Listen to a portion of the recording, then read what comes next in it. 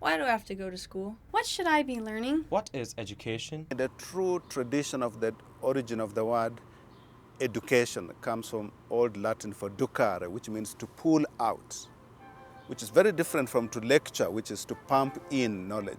The quality of education can never exceed the quality of teaching. There are no schools better than the teachers, because great teachers make people learn better and become great learners. The teacher has to be a person who inspires people to get motivated so that they can become problem solvers.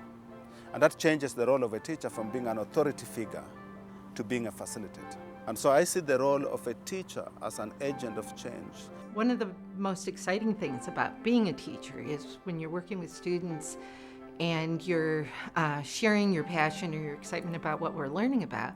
And students are kind of sitting there and there's a lot of confusion, and then all of a sudden it all makes sense, and you can see it in their eyes. You can see the excitement of, I get it. What's more important? Asking questions Or answering questions? You spend almost your whole life in schools answering questions that other people have asked.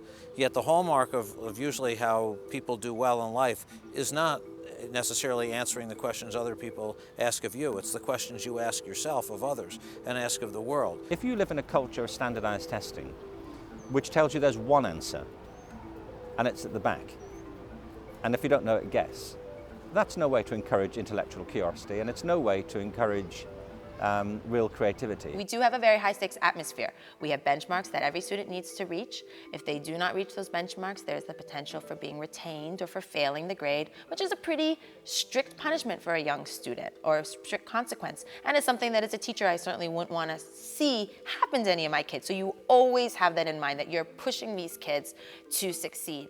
And I think that how it meshes is I'm always pushing their academic skills, but one of the best ways to push their academic skills is to make sure they're interested and loving what they're doing. There are certainly fundamentals that need to be learned, tools that need to be created for individuals to be effective in their lives.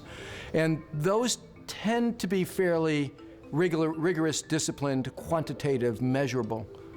And I can see standards applying to those to make sure that everybody has the same foundation from which to work. But the flights of fancy that come off those foundations that we think about as creativity are not fueled by those sorts of metrics. They're fueled by engaging the heart.